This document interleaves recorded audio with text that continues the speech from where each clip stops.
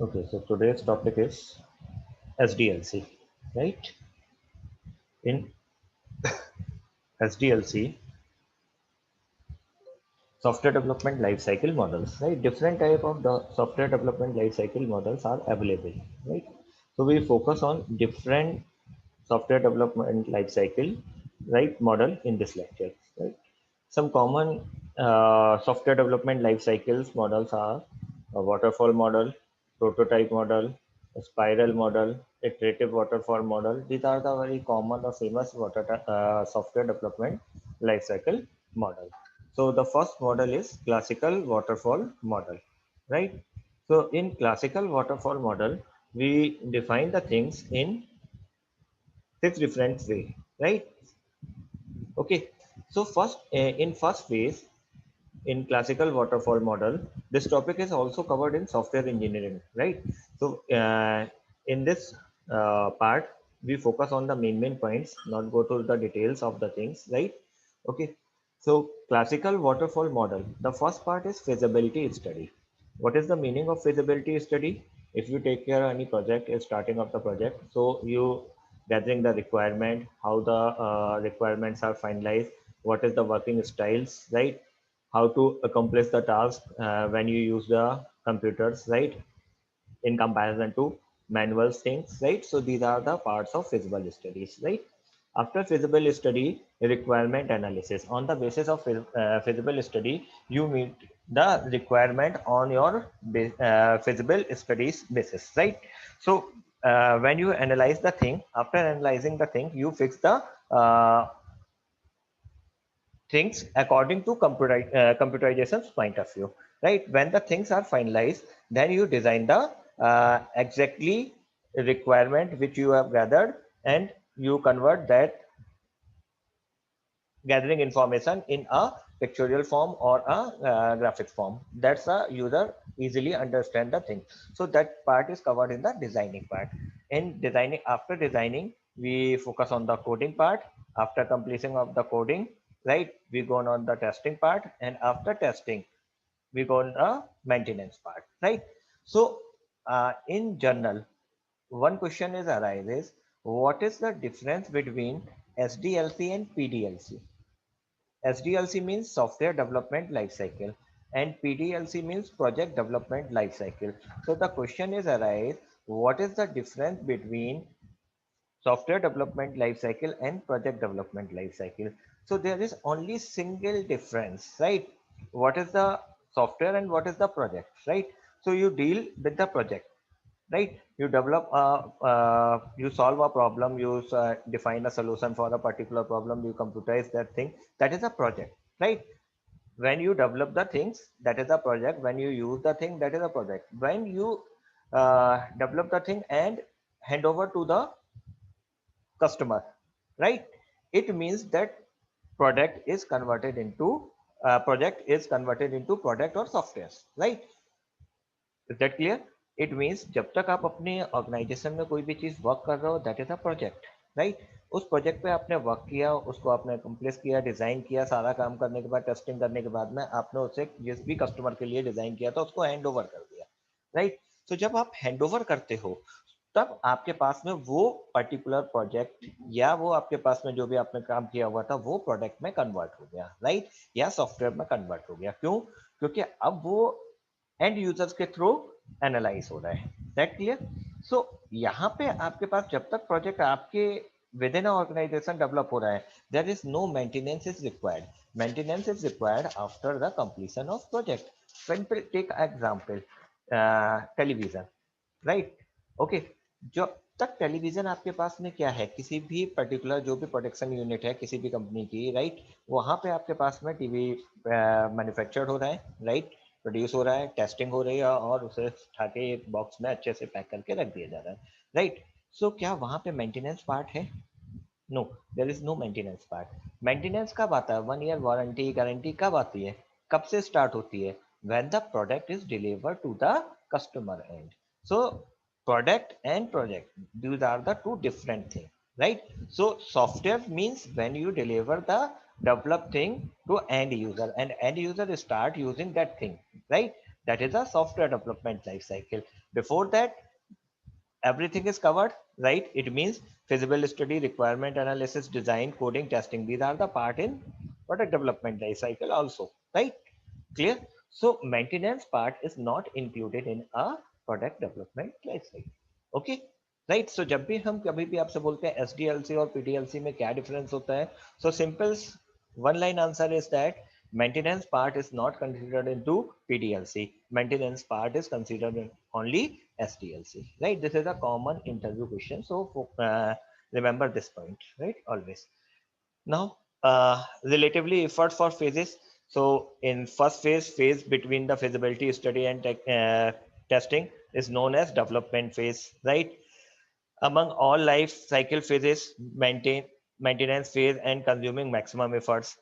Among development phase, testing phase, consuming the maximum efforts.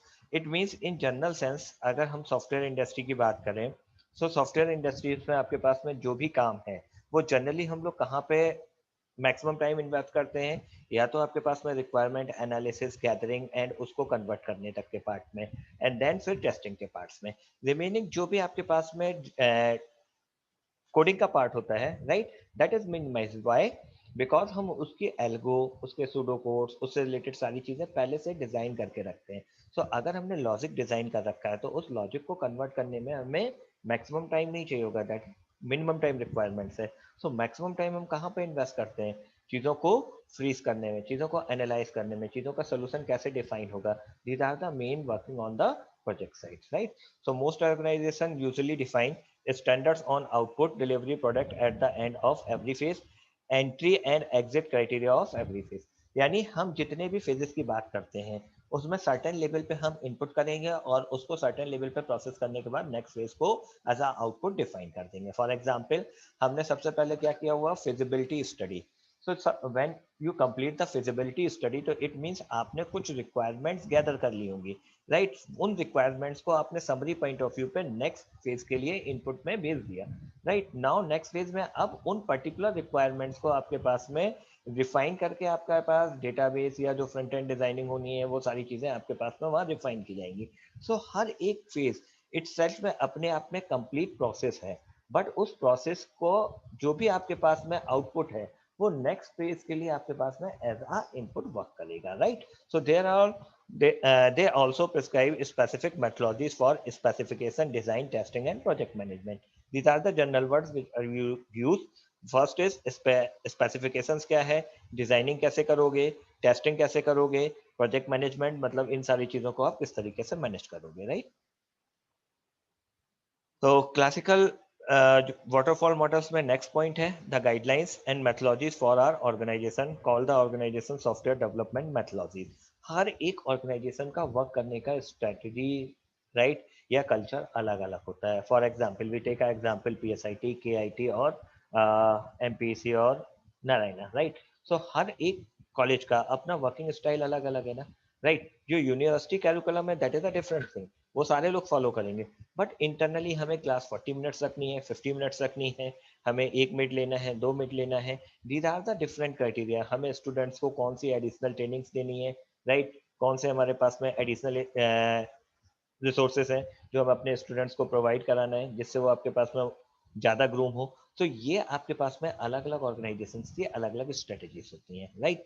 और वो हर एक ऑर्गेनाइजेशन अपने यहाँ पे अलग अलग गाइडलाइंस के थ्रू उसे डिफाइन करती है, और जितने भी एम्प्लॉयज होते हैं, एम्प्लॉयर्स होते हैं, वो उन गाइडलाइंस को फॉलो भी करते हैं। सपोज आपके यहाँ आपके कॉलेज में की कुछ गाइडलाइंस हैं, आप उन गाइडलाइंस को फॉलो करते हैं। अगर आप उन गाइडलाइंस को फॉलो नहीं करेंगे तो कहीं ना कहीं आपको सफर करना पड़ेगा, आप सफर करोगे तो ऑर्गेनाइजेशन भी सफर करेगी।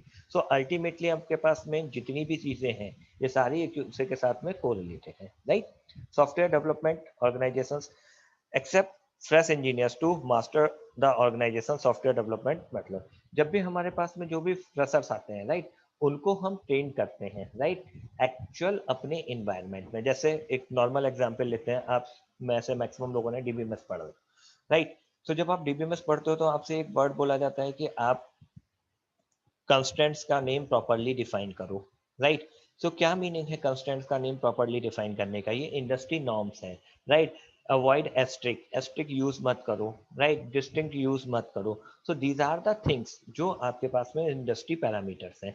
सो बीइंग अ फ्रेशर्स हम इन चीज़ों के बारे में अवेयर नहीं होते हैं।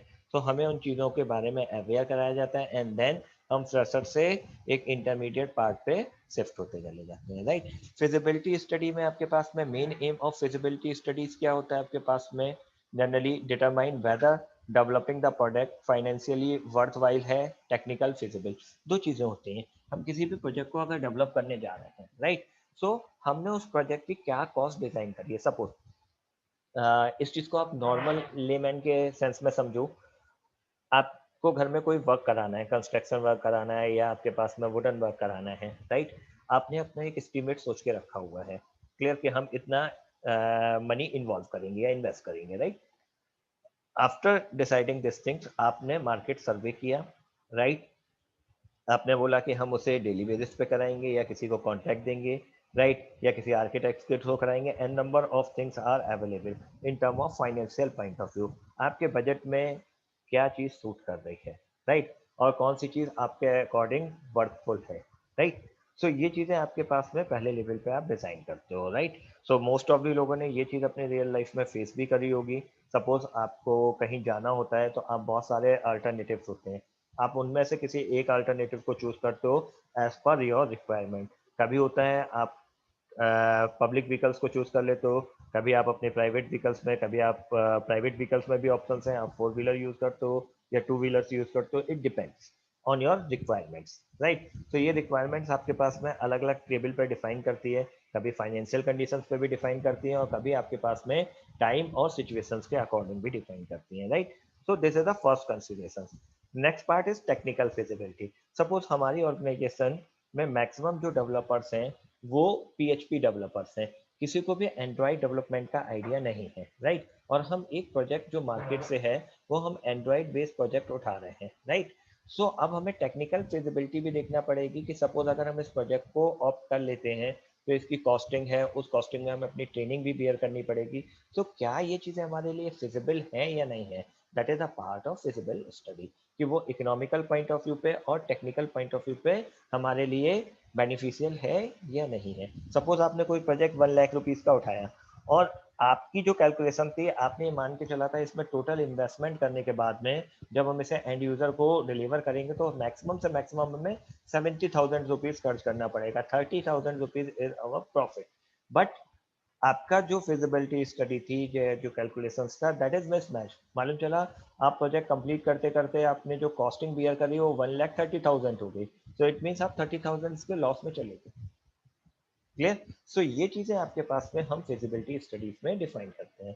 फर्स्ट रफली understand what is the customer wants. अब जो नॉर्मली हमारे पास में प्रोसेस होता है फिजिबिलिटी स्टडी में इन टर्म ऑफ रिक्वायरमेंट एनालिसिस, कि कस्टमर्स की क्या डिमांड्स है, कस्टमर क्या डिमांड्स करता है, राइट। तो उन चीजों को हम लोग यहाँ पे फाइंड आउट करते हैं। तो different data which would be input to the system, processing need on these systems, right, output data to be produced by the systems and various constraint on the behavior on the systems। यानी हम रफली customers की क्या demand है, क्या requirements है। Suppose आपकी requirements थी, आप कॉलेज कैसे चूज करते हो, जिस कॉलेज का प्लेसमेंट अच्छा हो।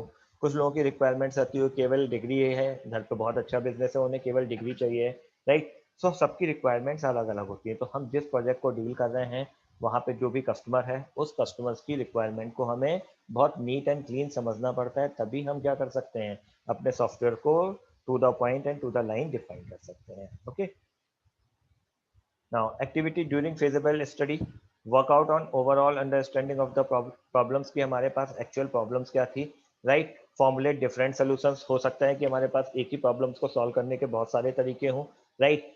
जब हम यूजर को डेमोस्ट्रेट करते हैं तो बहुत सारी तरीके होते हैं, एक ग्राफिकल पार्ट्स होता है, एक इनपुट पार्ट्स होता है, एक सिलेक्शन पार्ट होता है। एक बहुत छोटा सा एग्जांपल, अगर हम आपसे बोलते हैं कि आपको सिटीज के नाम फिल करने हैं तो आप इरिटेट होने लगते हो। अगर हम आपसे बोलें कि आपको केवल सिलेक्शन करना है तो आप ज़्यादा हैप्पी होगे। तो हमने ये दोनों ऑप्शंस दे दिए यूजर्स को पास में कि आपको सिटी का नाम इनपुट करना है या सिटी का नाम सिलेक्ट करना है, राइट। अब हमने तो दो ऑप्शन दिए थे बट यूजर ने थर्ड डिमांड ऐड कर दी, सर दोनों चीजें मिक्स कर दीजिए।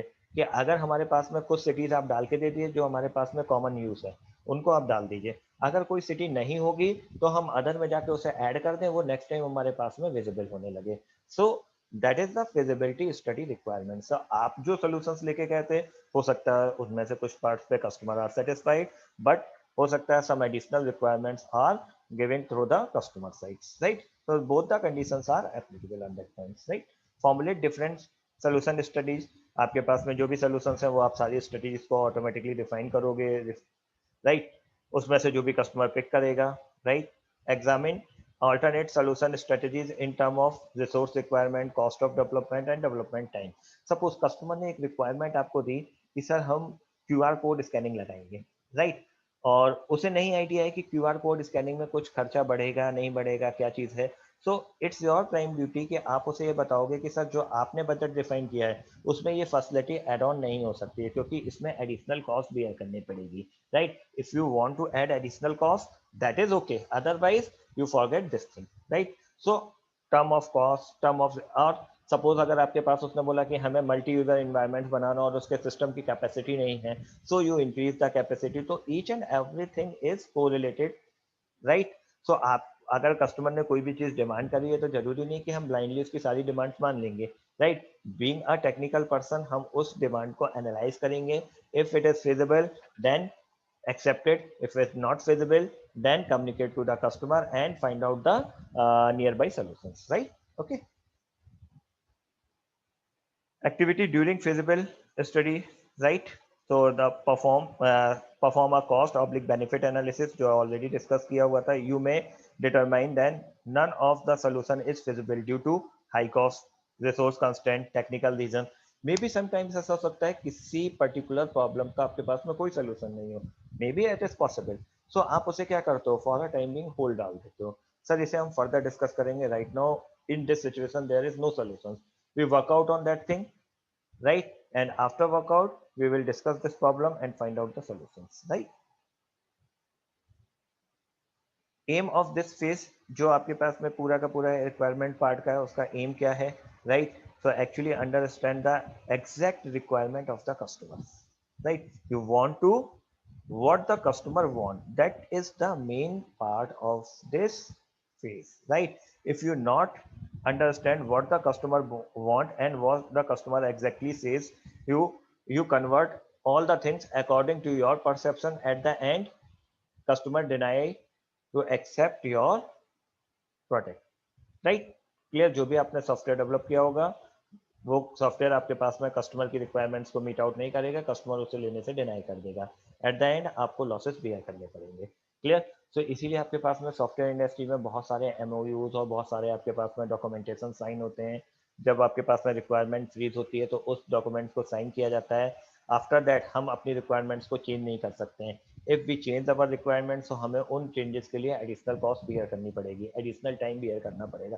We don't force the development team की नहीं आप with in a time in चीज़ों को करके दे दो, क्यों? क्योंकि आपने इन बिटवीन अपने रिक्वायरमेंट्स चेंज कर दिए हैं। So this is a important phase.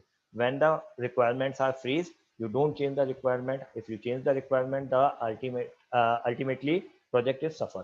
So we conscious about these things always, right? Consist on two distinct activities. First is requirement gathering analysis and second is requirement specification. What is the difference between two activities?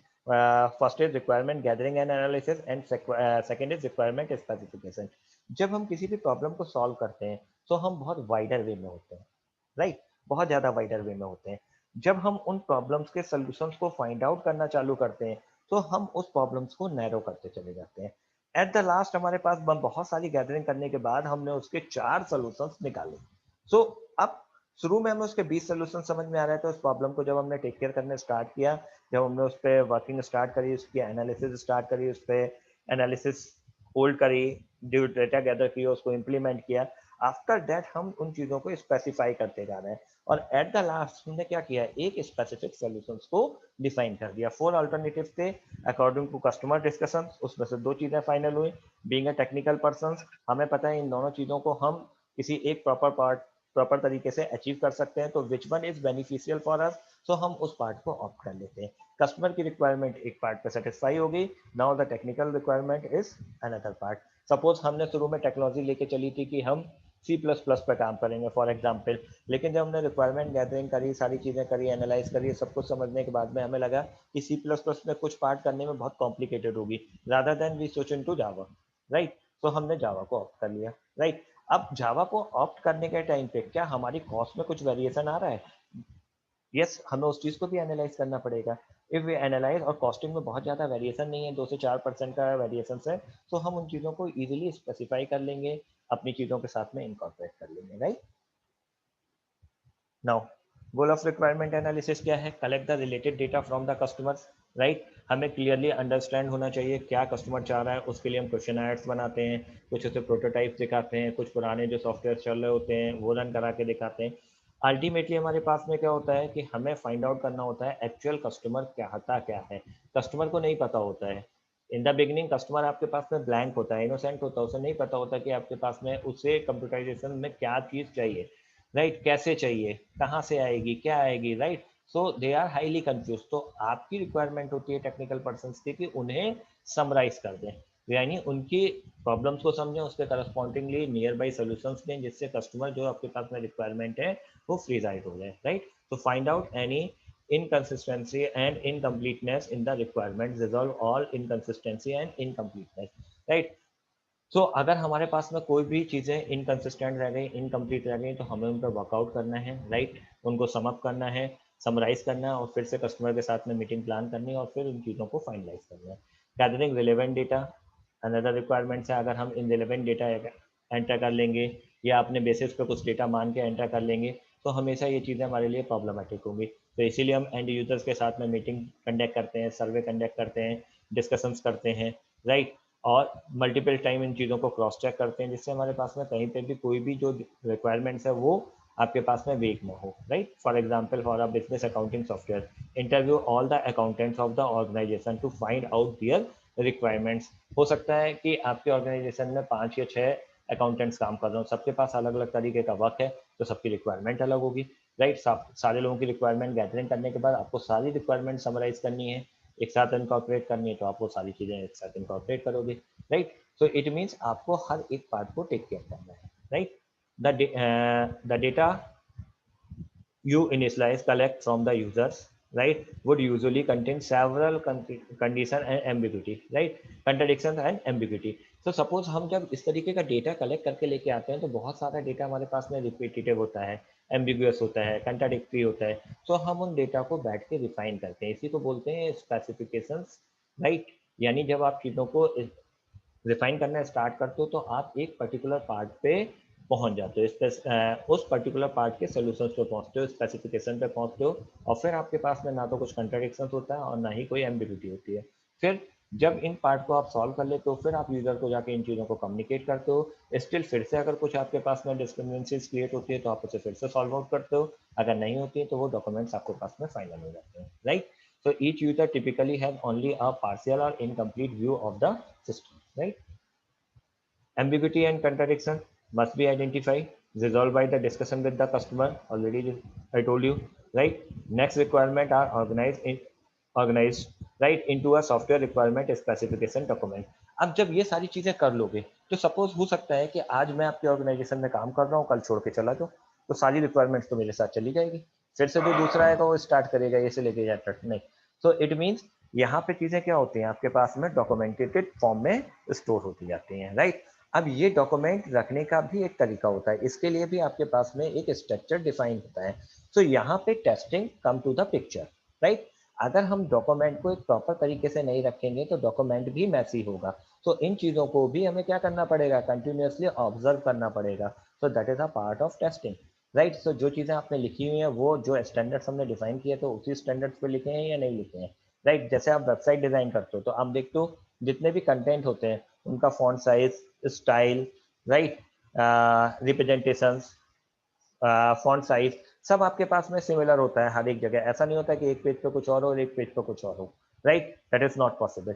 तो ये सब आपके पास में क्या है, एक parameters हैं, राइट। तो उसी तरीके से जब हम SRS बनाते हैं, यानी सॉफ्टवेयर रिक्वायरमेंट स्पेसिफिकेशंस बनाते हैं, तो ये भी कंपनी के स्टैंडर्ड के थ्रू ही मीट आउट किए जाते हैं, और इनको भी हम टेस्ट करते हैं, राइट, कि हमने जो चीज़ें लिखी हैं वो करेक्ट है ग्रामेटिकली पॉइंट ऑफ व्यू पे, सिंटैक्टिकली पॉइंट ऑफ व्यू पे, टेक्निकल पॉइंट ऑफ व्यू पे, और जो हमारे स्पेसिफिकेशंस हमने यूज किए हुए हैं इंडस्ट्री के नॉर्म्स है वो उस पे इम्प्लीमेंट हो रहे हैं या नहीं हो रहे हैं, right. So these are the things. Engineers doing requirement analysis and specifications are designed as analyst. दो पार्ट है। पहला पार्ट आपके पास में क्या होता है, सारी चीजें रिक्वायरमेंट करी इंजीनियर्स ने लाके दे दी, अब उसको जो डिजाइन करता है that is called the analyst. Analysis जो होते हैं वो एक्सपीरियंस पर्सन होते हैं। आप जो भी रिक्वायरमेंट्स लेके आओगे वो उसको बैठ के एनालाइज करेंगे, एनालाइज करने के बाद में आपके पास में उनका कॉन्क्रीट सोल्यूशन निकालेंगे। फॉर एग्जाम्पल, जितने भी आपके पास में आप फाइनेंशियल इन्वेस्टमेंट करते हो तो एक फाइनेंशियल एडवाइजर होता है, राइट, या एक फंड मैनेजर होता है, वो क्या करता है उन चीज़ों को एनालाइज करता है और फिर आपके पास बताता है कि आपको कितना इन्वेस्टमेंट करना है, किस किस फंड में या किस किस जगह पे। तो एनालिसिस का मतलब क्या होता है, वो सारी चीज़ों को क्लीनली ऑब्जर्व कर रहा है, राइट, कहीं अगर प्रॉब्लम है तो उस चीज़ों को करेक्ट करा रहा है और उसके बाद आपके पास चीज़ों को इम्प्लीमेंट करा रहा है, राइट। डिजाइन फेज क्या होता है, design phase transform the requirement specification into a form suitable implementation in some programming language. Designing का मतलब क्या हुआ, जब हमने सारी चीजें फ्रीज आउट कर ली, हमें ये मालूम हो गया कि हमारा फॉर्म का तरीका क्या होगा, किस तरीके का रिप्रेजेंटेशन होगा, इस पर कौन से चेक्स एंड वैलिडेशंस लगेंगे, ये सारी चीजें पहले डिसाइड हो गई ना। तो अब हमें कोई भी एक प्रोग्रामिंग लैंग्वेज चूज करनी है और उसके बेसिस पे जो भी हमारे पास रिक्वायरमेंट्स थी we design each and everything on the basis of that requirements, right? These requirement already consider the all type of constraints, all type of limitations, all types of user considerations। तो वो सारी चीजें हम पहले ही phase out कर चुके हैं, तो कोडिंग में हमें उन चीजों को बार बार टेक केयर नहीं करना है। क्यों?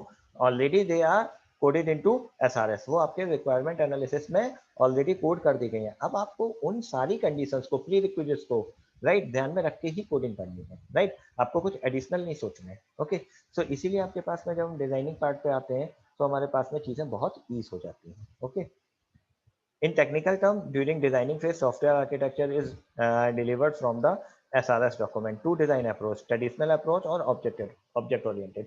Now हम लोग कौन सी अप्रोच यूज करते हैं? ऑब्जेक्ट ओरिएंटेड यूज करते हैं। पुराने टाइम में कौन सी यूज होती थी? ट्रेडिशनल अप्रोच यूज होती। क्या बेनिफिट्स हैं ऑब्जेक्ट ओरिएंटेड के, ये बताने की आपको जरूरत नहीं है। You know the things, what is the main features of object oriented, तो वही आपके पास में एडवांटेज है में काउंट होंगे, right. Consist of two activities. First is structural analysis and second is structure design. Structure analysis and design का meaning क्या है? देखो, सबसे पहले सपोज अगर हमें एक एग्जाम्पल क्रिएट करते हैं। सपोज हमें कार लेनी है या एक बाइक लेनी है, राइट। सो हम क्या करते हैं, चीज़ों को एनालाइज करना स्टार्ट करते हैं, राइट। क्या कॉस्टिंग होगी, कौन सी बाइक लेनी है, हमारे पास फ्रेंड्स के पास कौन सी बाइक है, हमारे बजट में क्या सूट करेगी, राइट। लेकिन हमें तो बाइक 1.5 लाख रुपए वाली पसंद है, लेकिन क्या हमारा बजट अलाउ कर रहा है कि हम 1.5 लाख रुपए की बाइक ले पाएंगे?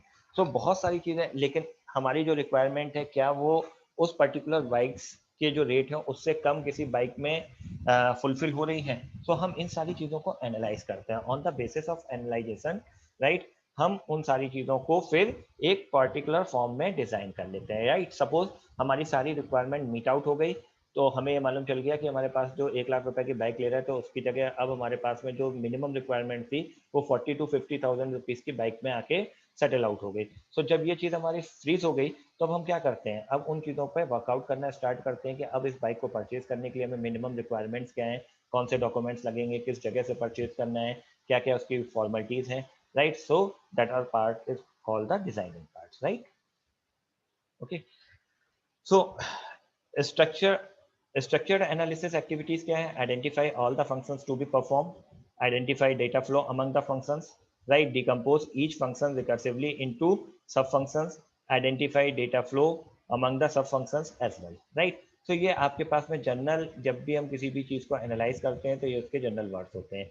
स्ट्रक्चर एनालिसिस क्या होती है? यहाँ पे हम बहुत सारे टूल्स एंड टेक्निक्स यूज करते हैं। One of them DFD, right. Second is आपके पास में architectural is designing, ER diagrams, right, case diagram, flow diagrams, and number of structured analysis are used for that purpose, right? High level design में हम लोग क्या करते हैं, module decomposition, अलग अलग पार्ट्स को हम अलग अलग तरीके से डिफाइन करते हैं, रिप्रेजेंट द उनके बीच में हमारे पास में जो भी रिलेशनशिप है मॉड्यूल्स की, उनको कैटेगराइज करते हैं। एंड देन फिर हम क्या करते हैं, डिटेल डिजाइन करते हैं उन मॉड्यूल्स को अलग अलग, right, on the basis of जो हमारे पास में हमने एल्गोरिथम डिजाइन करी थी, राइट, उनके बेसिस पे। ऑब्जेक्ट ओरिएंटेड में क्या है आपके पास में, जब हम रियल वर्ड्स की बात करते हैं तो हम हर एक चीज़ को ऑब्जेक्ट के पॉइंट ऑफ व्यू में कंसीडर करते हैं, उनके बेसिस पे रिलेशनशिप स्टार्ट करते हैं, डिफाइन करते हैं, और उन रिलेशनशिप को डिफाइन करने के बाद हम उन्हें प्रॉपरली कैटेगराइज करते हैं ऑब्जेक्ट और रिलेशनशिप के फॉर्म में, कि यानी हमें कौन सी क्लास बनानी है, कौन से ऑब्जेक्ट क्रिएट करने हैं, क्या उनके बीच में रिलेशनशिप डिफाइन करनी है, राइट। सो यहाँ पे एक छोटा सा एग्जाम्पल दिया हुआ, the object in payroll software. तो क्या क्या ऑब्जेक्ट है, employees, manager, payroll register, department, etc, और फिर इनके बीच में क्या रिलेशन होंगे, तो ये वर्कआउट करते हैं। ऑब्जेक्ट स्ट्रक्चर्स क्या होते हैं, right. Object ओओडी have a several advantage. Object oriented जो आपके पास में डिजाइनिंग होती है वो एडवांटेज प्रोवाइड करती है। पहला एडवांटेज है लोअर डेवलपमेंट एफर्ट्स है, लोअर डेवलपमेंट टाइम्स है, बेटर मेंटेनेबिलिटी है। तो ये सारी चीज़ें ऑब्जेक्ट ओरिएंटेड हम नंबर ऑफ टाइम्स पढ़ चुके हैं, तो वो सारी चीज़ें as it is cut copy and paste है। So right now implementation part में क्या होता है आपके पास में, जो भी कोडिंग्स हमने परफॉर्म करी थी, जो भी हमने मॉड्यूल्स बनाए थे, उन सब की हम टेस्टिंग करेंगे। आफ्टर कंप्लीशन ऑफ टेस्टिंग अगर सब कुछ करेक्ट है तो फिर हम क्या करते हैं, उन पार्ट को इम्प्लीमेंट कर देते हैं जाके, राइट, क्लाइंट एंड साइड पे। During the implementation phase each module of the design is coded, right, each module is unit tested, each module is documented। यानी हमने जितने भी मॉड्यूल्स बनाए वो प्रॉपरली रन करने चाहिए, उनका इंटीग्रेशन रन सही से रन करना चाहिए, तभी हम पार्ट को इम्प्लीमेंट कर पाएंगे, अदरवाइज हम इम्प्लीमेंट नहीं कर सकते। So the end product of implementation phase a set of program modules that have been tested individually, right. Integration and system testing क्या होता है, इंटीग्रेशन का मतलब है जब आप किसी चीज़ों को जोड़ देते हो, राइट, अलग अलग मॉड्यूल्स हैं, अब वो मॉड्यूल्स आपके पास मिलके एक इंटीग्रेटेड चीज़ हो गई, लेकिन अभी भी वो आपके पास में कंप्लीट सिस्टम नहीं डिजाइन कर रहा, हो सकता है कई दो मॉड्यूल्स को मिला के आपने एक इंटीग्रेशन तैयार किया, राइट, लेकिन आपके पास में 8 मॉड्यूल्स मिला के एक सिस्टम तैयार हो रहा है। So it means different. So different module are integrated is planned manner, right? Module are almost never integrated in one shot। कभी भी सारे मॉड्यूल्स एक बार में आपके पास में इंटीग्रेट नहीं होते, हम उन्हें स्टेप बाय स्टेप इंटीग्रेट करते हैं। जैसे फॉर एग्जांपल इंटीग्रेशन का मतलब है, हमने आपका अटेंडेंस का एक मॉड्यूल बनाया था, वो सेपरेट था। हमने एक फाइनेंस का मॉड्यूल बनाया था आपका फीस का, वो एक सेपरेट था। हमने आपका मार्क्स का मॉड्यूल बनाया था, वो एक सेपरेट था। नाउ अब हम एक सिस्टम बनाना चाह रहे हैं, attendance management system, fees management system, right, या स्टूडेंट इंफॉर्मेशन सिस्टम। तो अब हम इन पार्ट को आपस में इंटीग्रेट करेंगे यूजिंग सम मैकेनिज्म और logics, right? So that approach is called the integration and system testing, right? So during each integration step the partially integrated system is tested। जब भी हम कोई भी चीज इंटीग्रेट करते हैं तो हम पार्ट टू पार्ट इंटीग्रेट करते हैं, उसको टेस्ट करते जाते हैं कि वो सही वर्क कर रहा है या नहीं कर रहा है। अगर वो कम्प्लीटली सही करेक्ट वर्क कर रहा है तो फिर हम उसमें आगे की वर्किंग को स्टार्ट करते हैं, राइट। तो ये वही चीज़ बताई गई, M1 M2 M3 M4 चार अलग अलग आपके पास में है। हम इन चारों मॉड्यूल्स को एक साथ कंप्लीट कर सकते हैं, बट पहले हम M1 और M2 को कनेक्ट करेंगे, फिर M2 और M4 को कनेक्ट करेंगे, या M2 और M3 को कनेक्ट करेंगे बेस्ड ऑन अपन requirements. There is no hard and fast rule, right. तो सिस्टम टेस्टिंग क्या होती है, जब आपके पास में सारी चीज़ें कंप्लीट हो गई, मॉड्यूल जुड़ गए, सो अब हमारे पास हमने जो इनपुट दिया, क्या उसके बेसिस पे हमारा आउटपुट आ रहा है। If our goal is achieve, so it means system is successfully implemented। if the goal is not achieved it means some flaws in our system, we rectify that thing, right, and solve the problem, right, again। so after all the module has been successfully integrated and tested, system testing is carried out, right। goal of system testing ensure that the developed system function according to its requirements and specification of SRS document। Maintenance of the software product, आप देखते हो कि बहुत सारे software typically आपके पास में क्या होता है, जैसे डेटाबेस होते हैं, वो अपने आप क्या करते हैं, अपना बैकअप क्रिएट करते हैं। आपका जो विंडो ऑपरेटिंग सिस्टम है 10 है, वो ऑटोमेटिकली अपने आप को अपग्रेडेशन पे ले जाता है, राइट, क्लियर। आपका एंटीवायरस सिस्टम्स है, तो ये आपके पास में क्या है, मेंटेनेंस के पार्ट है, राइट। आप अपना मोबाइल यूज़ करते हो, आपको रैम फ्री करनी है, राइट, तो मेंटेनेंस करना है, आपके सिस्टम की स्पीड स्लो हो गई, आपको कार्बेज डिलीट करना है। So these are the maintenance part of software. So इनके लिए आपके पास में आप चीज़ें इन्वॉल्व होती हैं, राइट। करेक्टिवली मेंटेनेंस कैसे करोगे, राइट, एडेप्टिव मेंटेनेंस कैसे करोगे, improve maintenance of the system, system की परफॉर्मेंस इन्हांस करने के लिए, कुछ नई चीज़ें ऐड ऑन करने के लिए। सो मेंटेनेंस पार्ट आपके पास में through out the life cycle चलता रहता है, जब तक कि आपके पास में प्रोडक्ट रन करता है, right. This is the second waterfall model, right, that is called iterative waterfall model। so normal waterfall model और iterative waterfall model में फर्क क्या होता है, केवल आप एक चीज याद रखो, जहाँ पे चीजें आपके पास में यूनिडायरेक्शनल थी, यहाँ पे आपके पास में वायर डायरेक्शनल है, यानी हर एक फेज एक दूसरे के साथ में कनेक्ट है, rest of the things are same, right. यानी अगर फिजिबिलिटी स्टडी करने के बाद हम रिक्वायरमेंट एनालिसिस में आए और हमें कुछ प्रॉब्लम समझ में आ रही है, सो हम यहाँ से वापस जा सकते हैं, राइट, क्लियर। हम फिजिबिलिटी स्टडी वाली स्टेट पे वापस जा सकते हैं, क्यों? क्योंकि हर एक फेज एक दूसरे के साथ में कनेक्ट है, मेंटेनेंस टेस्टिंग से, टेस्टिंग कोडिंग से, कोडिंग इससे, यानी लास्ट वाला पार्ट आपके पास में पहले वाले पार्ट तक कनेक्ट है। तो हम स्टेप बाय स्टेप पीछे जा सकते हैं और इन चीज़ों को क्योर कर सकते हैं। So that is the advantage of iterative waterfall model. Okay, so आज के लेक्चर में अगर किसी को कोई डाउट हो तो आप पूछ सकते हो।